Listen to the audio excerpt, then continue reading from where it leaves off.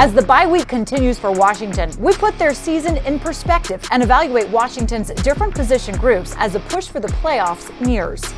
Plus, with Washington's next game coming up against the G-Men, we take a look at the film to find out where the Commanders can improve against their rivals. And with Washington facing its fair share of mobile quarterbacks this season, we hit the practice field to break down the defensive assignments with our linebacker, Logan Fletcher.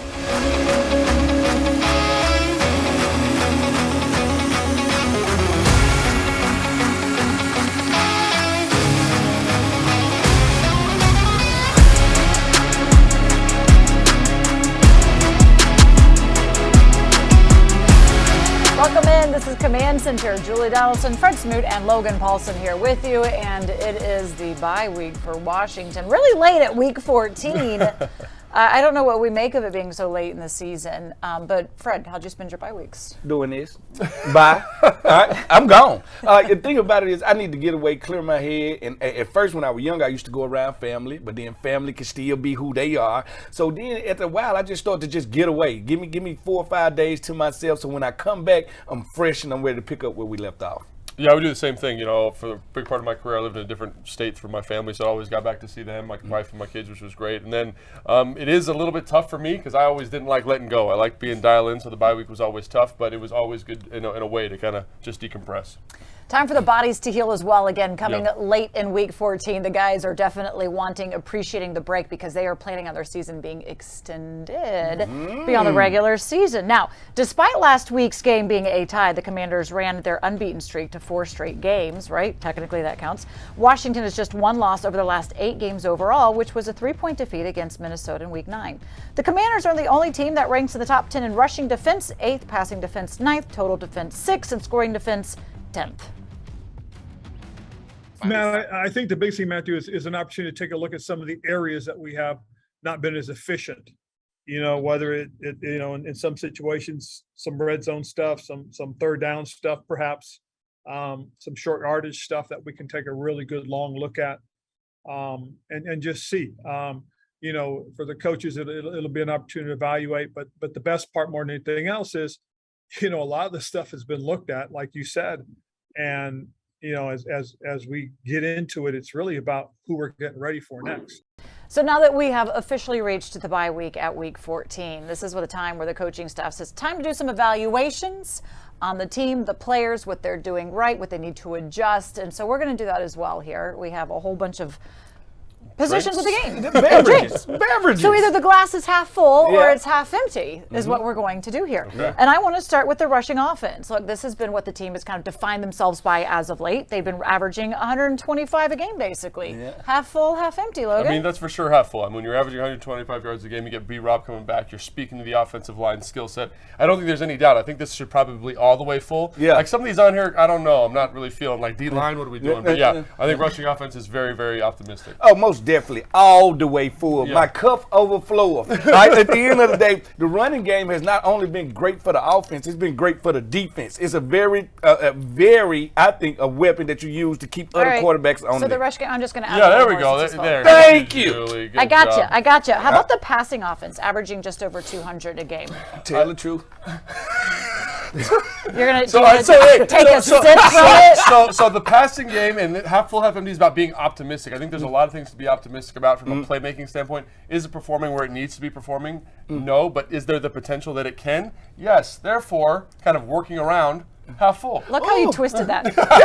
Are you going to take some sip out of here? Hey, first of all, it's a flat tire right now. I need more from the passing offense. Let's get to defense. We got a lot of position groups to get here. The D-line, 34 sacks this season. This is a ridiculous one. 8th. Of course, full it up all the way up. Fill it up, fill it up. All the way. Yeah, more. Can you overflow it on this Could table? be 3 Pro Bowlers on the defensive line. Ridgeway is playing good. Ibarra is playing good. All of them. But what about Daniel Jones and Marcus Mariota? Well, I'm not worried about that. Hey, listen, the first half. It's a team sport. They're playing really well. Yeah, they're playing really well. Okay, linebackers.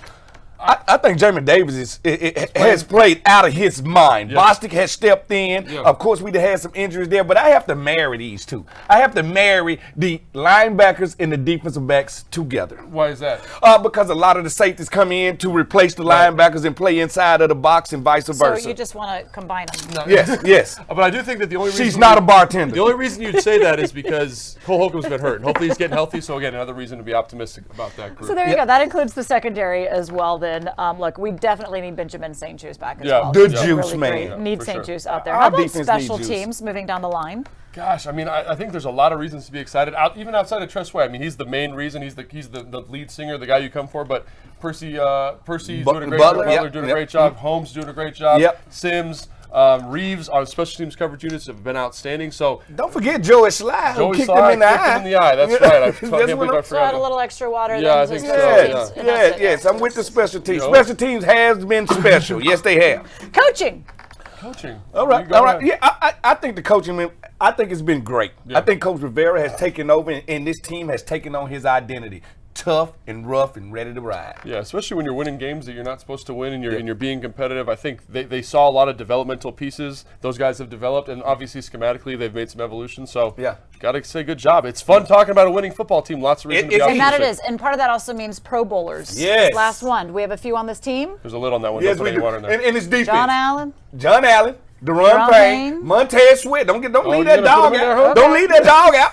And if St. Juice comes back and able to make a couple you of more gonna put him in plays, maybe he can make it. And if Cam Curl get his just due, maybe. Everybody on the defense is going to make a Pro Bowl, according to you. Thank you.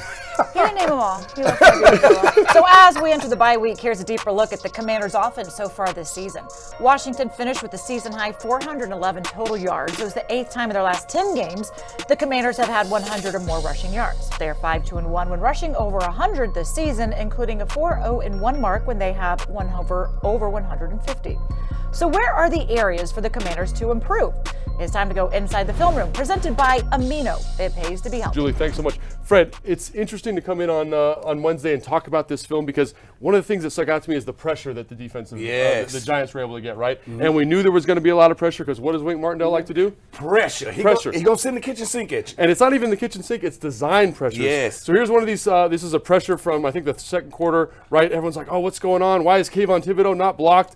Like all these questions I get on my Instagram, I'm like, what's going on? And so we're going to answer some of these today. Yep. Why is he free in this look? And how can the Commanders potentially fix that moving forward? So let's take a look at the end zone to get our answers, right? So first off here, it's important to understand this is an empty protection. What I mean by that is the back is going to release. He's going to release out of the count. He's so basically you have 5 protectors. 1, 2, 3, 4, 5. And they have to block anybody who's coming. So the way you do that is you say, this is going to be our slide side, our zone side, right? Yep. And I think they're sending the slide here to Dexter Lawrence because he's the guy that you have to account for. Absolutely. He's a very good football player, and this is your man side. Yep. So on the man side, you're in a little bit of a bind, Fred, because you need to block 4 people potentially with 2 players, right? Yep. So what they do here, which I think is good process, is this backer blitzes the A-gap, right? Yep. So what they say is we don't want someone running right down the pipe to the quarterback. Got to stop A-gap presence first. Right. And so what they do is they say, okay, we're going to slide this off. Mm-hmm. We're going to slide off. We're going to bump this down, right? Yep. And the problem with it is you do leave a guy off the edge that's free. The idea is that you can get there because he's got to run a long way. Look how long he's got to go. 1 Mississippi, 2 Mississippi. There you go. Right. That's what it is. But Taylor, the coverage is good. Holds on the ball a little bit long. Can't get the ball out, right? Well, the thing about it is the Giants team get paid to play football That's also. true. And Wink Martindale, one of the best coordinators when it comes to blitzing, he's going to use your discipline, your things against you. Right. And this is the key to me right Yeah, here. oh. The presence. He's not blitzing. Yeah. He's not there. He's not there to give him any problems. He's there to make sure he sticks with him. Right. And when he sticks with him, it allows everything to happen on the back. And I'm really glad you brought that up because one of the things is Terry's out here and Terry beats the corner. You have to take my word for it. We're not going to show it. Yeah. But he doesn't like the throw because 51 is underneath the throw. Yes. Right? So again, that's one of the things about these zone pressures that puts you in weird binds, right? Mm-hmm. So we're going to talk about another look here because that's one way you get it done, right? Yep. Another way is you just have a really good blitz concept. So let's talk about this. They motion the back into the backfield, right? All right. They don't get the motion here, but you got to take my word for it, Fred. I take your word. Let's go to the end zone. Let's just go to the end zone. I trust so you. we get it. I trust you. So they motion the back in the backfield, Yep. right? And they say, all right, what, and this is empty protection. Remember this? We talked about this. So Yep. backs out, right? Backs out of the backfield. What's our rule? What's the slide side? We can tell which way's the center going. Yep. This is our slide side. 1, 2, 3. So they got to block these guys. And this makes sense to me because they're blocking the bigs. They're blocking the big, and they're blocking front side. Yes. You got to realize what hash we're on. They're blocking the front side. Here on the front side right here. So these are the bigs, right? Yep. They're going to block the defensive linemen. They're sending the protection that way. Yep. Everyone says, look at this, what's going on? But again, Wink does a nice job. They says, oh, well, we're going to bring these guys here. We're going to have this player over here match the back. So we are sending a 3-man slide, right? Yep. 1, 2, 3 to 2 men who are rushing away from the 3-man overload. Yep, Does that make sense what I'm saying? No, Fred? that make totally sense. And this guy is the ace in the hole because if this guy stays in, he adds to the blocks. It's a blitz peel with him. Right. And so again, this is our man side here. And what has he done? He has found a way to overload our man side. Yep. Right. And again, good job, Wink. Excellent job by him. Leno, I love what Leno's doing here. He checks it, then bounces back in, does what he's supposed to do. But this is a tight edge, Fred. Yeah, it's a tight edge, and it's a pass rusher with speed. With speed. All right, pass rusher speed. They're hoping with this count that Heineken can get the ball out of his hand, knowing that it's no backs, knowing that I have to get the ball out, and it's a blitz. And this is one of those things where you say the quarterback needs to know, right? He needs to know that Yes. I sent the slide this direction. I'm going to be hot off of any blitz coming from this side. He's not totally aware of it. Gets him in a little bit of a bind. But it's good that they played him, right, Fred? Yeah, it's good that they played him. Because why is it good? Because we get to play him 2 weeks from now. And they can get some of this stuff corrected. They can Yep. break some of these tendencies. They can put themselves in a better position to execute on this. Yep. Because, Fred, it's a tie. If they make some of these plays, it's a win. And I want to see them beat the Giants in 2 Most weeks. definitely. Making this man hot is what you're going to need to do. Something like that. What's the plan against the Giants in 2 weeks? It'll be really interesting to see because it's going to be the difference in the game. No time. This past Sunday, over 75 Commanders players, coaches, and team executives wore custom cleats for this year's My Cause, My Cleats campaign. The individually designed cleats represent a cause near and dear to the players' hearts. And you can learn more about each Commander's cause and how to bid on one of the cleats by visiting commanders.com/MCMC. Bidding will close on Wednesday, December 14th. Coming up, the defense brought the pressure last Sunday in New York, and now they're asking you to bring the noise to their next home game. Details after this break. And Giants quarterback Daniel Jones was a threat with his legs against the Commanders. We hit the practice field to see how Washington can keep him contained in next week's rematch.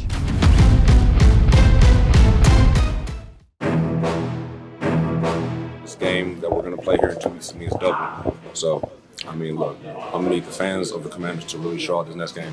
I'm going to provide as many free tickets as I can. We need everybody there. This game could be the season. So, we need full support. We need that stadium rocking. When you talk about giving away free tickets, what does that look like? We're going to give away 100, 200 tickets, however many it takes to get that stadium sold out. We need the fans' help on this one. This is a huge game, and our season's on the line, so we need everybody's help. And you heard it, John Allen, he wants to see all of you at next week's home game against the Giants. And there's good news because when you purchase your ticket to Washington's Week 15 game against New York, you'll receive a limited edition Love Your Melon beanie. Starting at just $65, the game will be held Sunday, December 18th with kickoff set for 8:20 p.m. Sunday Night Football. Visit commanders.com/loveyourmelon to purchase yours today.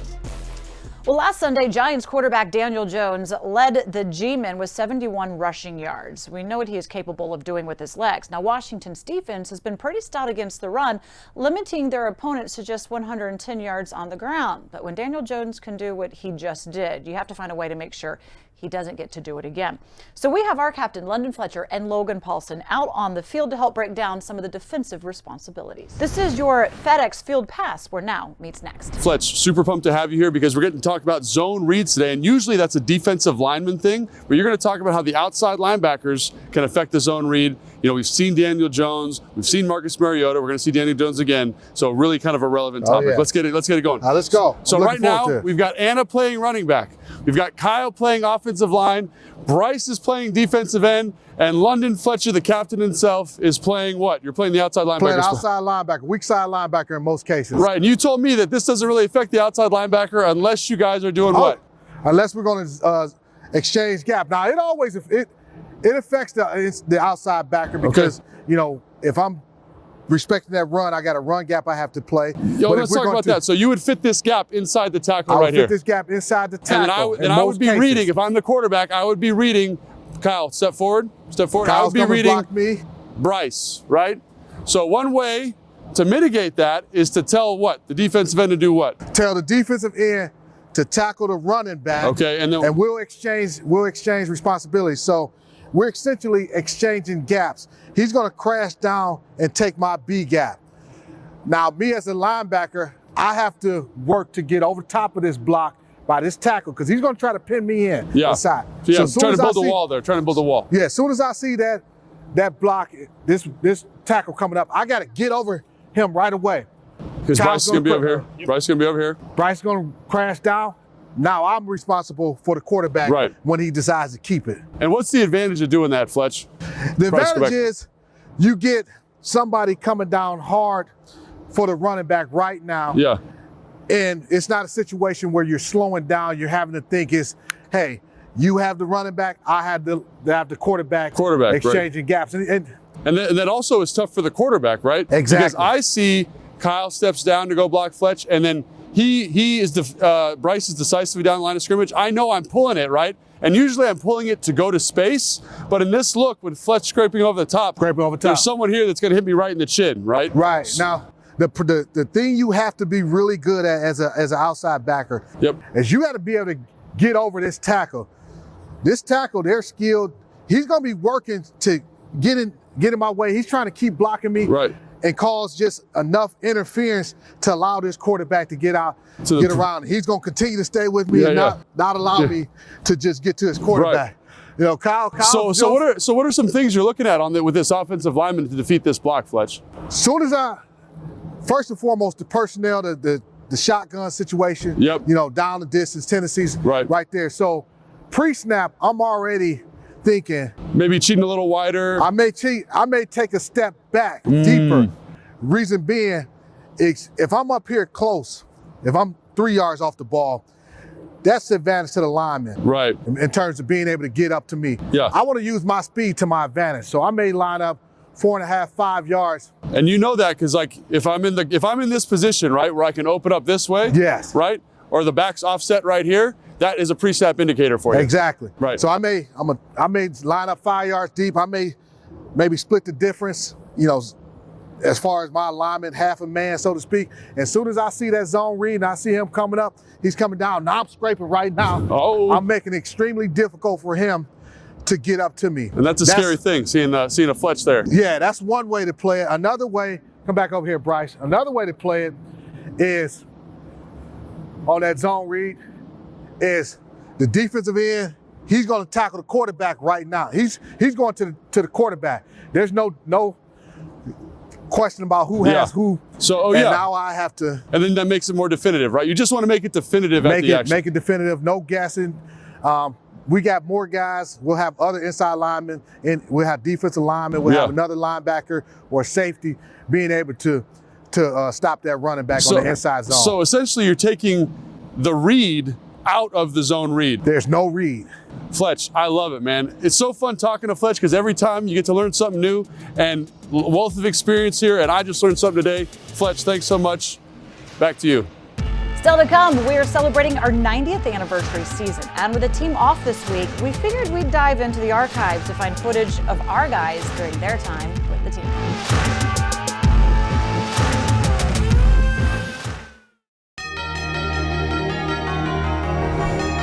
This season, we are celebrating 90 with Dominion National, and why not celebrate the two individuals who are sitting right here with me today. Both Fred Smoot and Logan Paulsen stood up for the Burgundy and Gold during their NFL careers. Fred spent 7 seasons in D.C. playing in 104 career games, an impressive 18 interceptions with 346 combined tackles. Logan, 6 years with the organization, playing in 75 games with over 800 receiving yards to go along with 6 TDs. Okay, gentlemen, glad to keep you in the building and around the team, but you don't have to go through all the grit, the grind, the hard work of getting out there on the field. But I imagine there's some great memories that you have from this, Fred. All great memory. First of all, Logan, did you check out that young Fred Smoot right Yeah, there? looking good, man. Skinny. Skinny. Well, thank you. Listen, from the day I was drafted here, from the day I played my first game, to the day we had the Sean Taylor game, to the day my last game was played here, I enjoyed everything about it. I enjoyed my teammates. I enjoyed the fan base. I enjoyed the NFL. Yeah. I mean, I agree. I think the team is one of the things that I'll always remember. The locker room, kind of cutting up with the guys, and working towards the common goal, the film study, the grind, lifting the weights, all that kind of stuff is the thing that made this really special. And the fact that I got to do it for a long time was really cool. And obviously, in terms of play, it was the 2012 season. You know, when we were rolling, got to the playoffs. Way to rub it in. Yeah, it was cool. It was great. I understand. Well, I mean, the fans certainly want more of that when you get to the postseason, and that's where you kind of really get a connection. I mean, you can feel it, and you hear a lot of players, even this week, saying we want to make sure FedEx Field, when the Giants come back, it is packed with fans because it makes a difference for what you guys are doing on the field. But Fred, can you tell, like, are there certain locker rooms that you know are just kind of tighter? Because one thing we always hear when you guys kind of step away is that's the biggest thing that you miss, especially if it is a close room. Well, I can tell if it's just a group of talented football players, that means you're going to have a couple Pro Bowlers, besides a group that's a football family. When you got a football family, that means they're out here, they trying to win for the team, they trying to win for the masses. So I'm all about those 53 brothers from 53 other mothers, and I think that brings you together. That's for a lifetime. Yeah, absolutely. I mean, Fred's got a better feel for like kind of the emotional element of the game. Like if I got something I got to ask, I always got a big Fred and say, what's going on? If I got to watch film, I'll watch film. But Fred's the guy I turn to for stuff like that. Look, a close locker room translates to wins, and that's what this team is saying that they have. They're having a lot of fun playing for each other, having their back. But they're still out there. Meanwhile, I glad to have you guys all dressed up looking nice these days. Yeah, they got Logan cleaned up from his days of being on the field. Hey, thanks for joining us on Command Center. We'll see you next time.